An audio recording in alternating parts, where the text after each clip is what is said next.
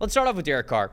A man near and dear to your heart as a New Orleans Saints fan. They fall to the Kansas City Chiefs. I know you got takes here. They fall to the Kansas City Chiefs, surprise, surprise, on a primetime game. Chiefs are 5-0 now. 26-13 was the final score of this game. You know, it didn't feel close. Like, it just felt like the Chiefs were always going to win this football game, and that's kind of insulting for it feels like how much of a one-score game, or at least close or within striking distance this game was. But Derek Carr in this one, 18 for 28, 165 passing yards, 2 touchdowns, 1 interception. Just what did you think about Derek Carr's performance here? And then I think this will kind of evolve into, I'd like to have a conversation about Derek Carr as a whole 5 weeks into the year, because he does look better statistically in some areas, in some ways that I feel like we got to dig into. But what'd you think from Carr last night?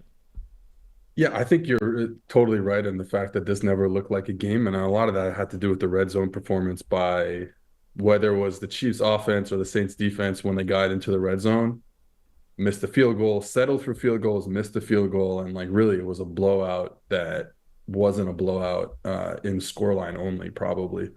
So I think that's why. And it gave me some hope after the Foster Moreau touchdown. They're like, yeah, maybe the Saints have a chance here, but was not to be. I think with Carr now, and we didn't talk about him after the first 2 weeks.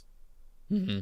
Just I wanted to wait out some stuff here when I was watching the Saints early in the season. And I think it's like, this is one of these issues, and I think we'll talk about it with some of the other quarterbacks that we're going to talk about today. But one of the issues with Derek Carr, as opposed to the guy he was playing against last night, and I don't really want to compare him to Patrick Mahomes, but the Patrick Mahomes type of player, where the issue for Carr is the fragility in how this offense is going to move the football.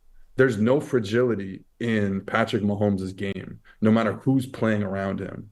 And this is not a good offense that he's playing with right now, with all the injuries and the fact they don't have tackles and all that stuff. Carr needs to have a perfect situation.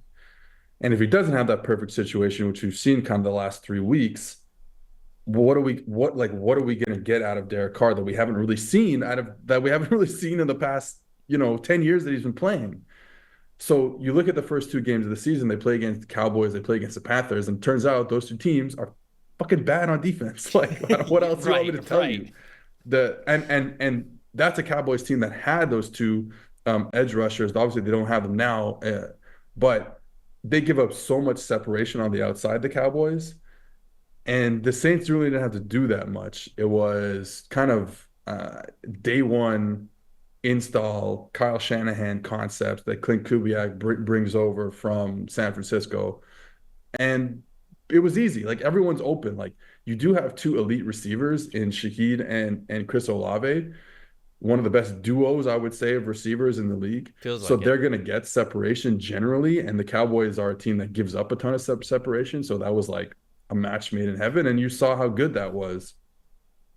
And then since then, it's just not been easy street, and Carr is going to have these fucking issues. Sorry, I'm swearing a lot because it makes me really mad because as a Saints fan, I'm like, like Dennis Allen is such a good defensive coordinator and defensive coach.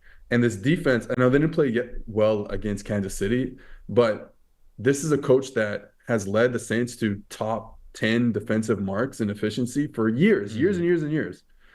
As that defense has gotten older in some key spots, and they've refreshed it with some talent for sure, but a lot of guys they're picking late in the draft have done really well for them.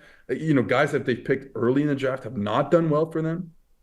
But Dennis Allen just keeps putting together a really good defense. And the biggest issue for him, and why he's going to end up getting fired most likely at the end of this season, as they're on a 3-game losing streak now, is he tied himself to Derek Carr. Like, that's his decision. He said, I liked working with Derek Carr in 2014 or 2016, whenever that was, and I want to work with him again. And it's going to lead to him getting fired eventually. Like, it's tough to find a way for them to figure out this season. If they don't make the playoffs, we said before the season, if they don't make the playoffs, probably get fired. it's trending like that now, even after starting the season 2-0. And so you get these situations where, you talk about the interception that he threw to Brian Cook on the first drive. Like, Mm-hmm. there's there's open receiver, like there's a hot throw on that play to, I think, Chris Olave, that he doesn't throw, and he throws the ball up and he can't get the ball out of bounds. And then there's a throw to Shaheed where you're like, all right, well, he throws into triple coverage to Shaheed, should have been picked off. It wasn't. Olave, again, wide open, probably should have made a better read there. Like, he misses tipped in a couple times down the field when they have a shot. And this offense, given the struggles on the offensive line, without Cesar Ruiz, without Eric McCoy, it's like, well, like, one player can wreck the game. Jalen Carter wrecked the game against them when they played Philly. Right. And now Chris Jones wrecks the game against them because he's just not a guy who can, like, sit in the pocket and consistently make plays. It's very it's frustrating. It's frustrating. I think I want to give some context to a couple of things that you said there as we continue the Derek Carr conversation. The first one, I'm glad you brought up the offensive line, because I know a lot of people who are going to be watching this are going to talk about two things in particular. The first one's the offensive line. You don't have Eric McCoy, who is an Pro Bowl type of center for you, so he's not in there. Cesar Ruiz, even though Cesar Ruiz has struggled, in my opinion, over the last couple of years, he is still your familiar right guard. He is not playing in the game either. They're also down their backup center in Shane Lemieux. Like, he was not available either. So you're starting Nick Saldiveri, Connor McGovern played in this game. Lucas Patrick had to move from center to left guard because things were not going well. And then who's the other offensive lineman? I think I had this. No, those are the ones that they rotated with. It was Landon Young. Landon Young was the other one. Landon Young, Nick Saldiveri, Connor McGovern were like the new ones that. And when you go into this game, it's like, this couldn't be a worse matchup for you. Now that the fact that Aaron Donald is no longer in the league, basically this is the worst matchup for you. You're playing musical chairs down multiple starting and even backup interior offensive linemen going up against Chris Jones, and specifically Steve Spagnuolo, who is not afraid to dial up inside pressure in a lot of different ways to really confuse you, whether you have a healthy offensive line or not. So there were multiple instances last night where I almost watched what Carr was doing, and it's like, dude, I don't even know what you would have done here. Now, you obviously point out a couple of instances where he had some hot throws that he needs to kind of focus in on there more. Through the first couple of weeks of the season, they were hitting pretty well deep down the field, so he's looking in that direction first and foremost because the offense is playing well. You got to hit a couple of those big shots to win in Kansas City, so that's where his eyes were going. But when you lose as quickly as a lot of the Saints offensive linemen lost last night, up the middle, straight up the middle, either against the guard or the center, it's really hard to navigate the pocket there. I also think a lot of people are going to point out the fact that, hey, PFF, you guys have Derek Carr as the number one graded quarterback under pressure. And we do. 79.1 grade under pressure so far this season. Even last night, it wasn't so bad against pressure. And yeah, when you look at those numbers right on the screen, you could see it there. Against the Chiefs, he was pressured on 15 of his 30 dropbacks. He was 8 for 18, 88 yards, 2 big-time throws, and that one turnover where he played was the very first one where he was pressured and he just chucks it up, and it's intercepted by Brian Cook. Even if you say, like, okay, I'm rolling my eyes at PFF having him as the number one graded passer under pressure, I even put QBR in there.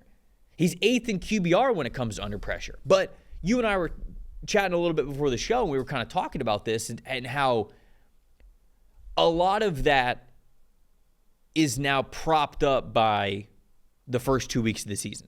He had an elite PFF passing grade against the Cardinals the Carolina Panthers in week 1, and then the Dallas Cowboys in week 2. And to be honest with you, I think it was like 6 or 7 total times that he was pressured within those first 2 games anyways. So it's not like he was pressured a lot.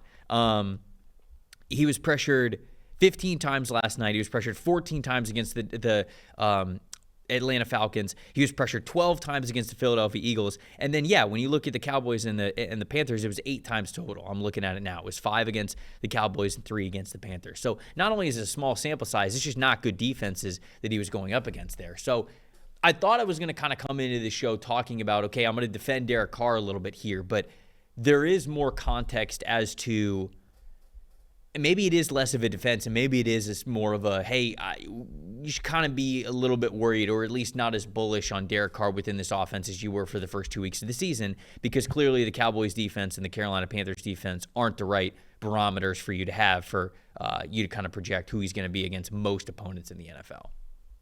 But and I think this is my big issue is, yes, we can make excuses when they play against, the last 3 weeks. You have Jalen Carter, you have Chris Jones last night, you even have David Onyemata for the Falcons, who's probably an underrated, 3-tech interior defensive lineman. Yep, I agree. Who also had a ton of pressures against the Saints in that game. The biggest issue is like, if every time like, again, it goes back to fragility. Like, if every time there's an injury at guard or there's an injury at tackle, the quarterback can't make this work, you're not going to win it. You're not going to win 4 games in the playoffs, right? Which is the ultimate goal. Right. So again, I go back to, like, you tied yourself to this quarterback. You gave him a big contract. You tied him to all this dead cap money that you can't really move him. Maybe after this season, I don't remember I definitely not after last season. But so you're like, this is the issue.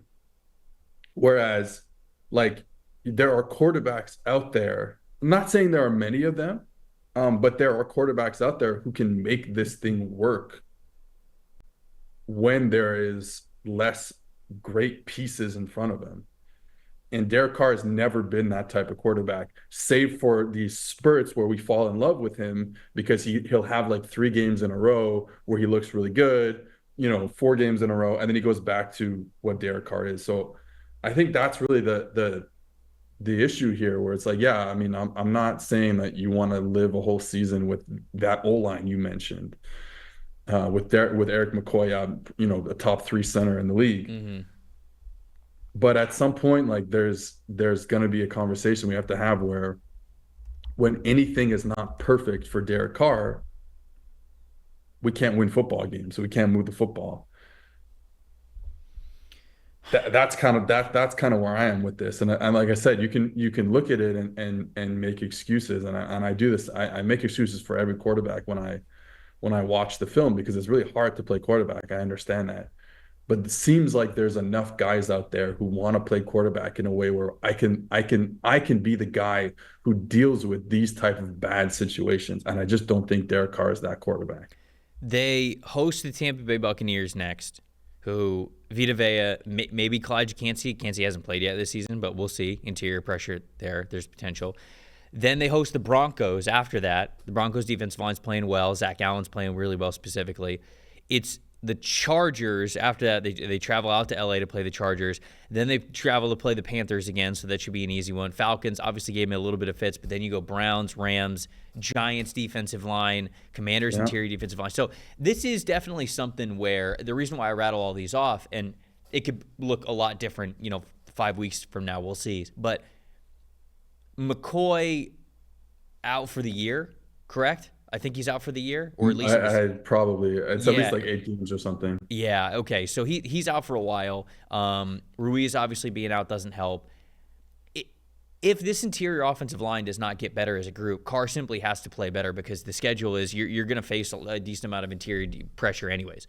So he was great under pressure through the first couple of weeks, but I think that there is more evidence to, okay, maybe he is not like a top 3, top 5 passer under pressure. You're hoping he's better than he has been in the past. Is middle of the pack, is that good enough here for this team? Maybe it is, maybe it isn't. But I think this was a very interesting up and down 5 weeks for this team, where some people are going to look at the analysis for Derek Carr and simply say, like, hey, the offensive lines, you just can't get over it. And I could say, like, all right, like, I understand. Like, it's a crappy part of this. Again, not only are you down multiple starters, you're down some backups as well. You're playing third stringers in there. And so anytime that's the case, it's not great. But the great quarterbacks, the ones that win Super Bowls, the ones that win the playoffs, they do find a way somehow. And they are less fragile to things like that happening. And this will certainly be a telltale sign of whether or not Derek Carr could be that. I think there is an out after his contract. They have quite a bit of dead money attached to him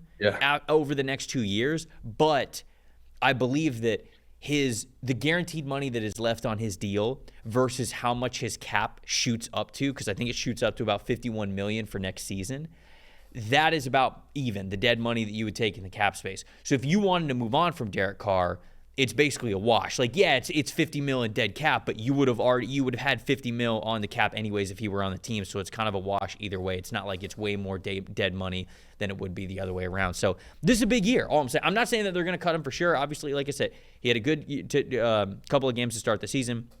We'll see these next couple of games as they try to rally back from losing 3 straight, but this is still a major evaluation for Derek Carr and whether or not they want to allocate the next 2 years of their team to him, since they really start to have an out after this season. So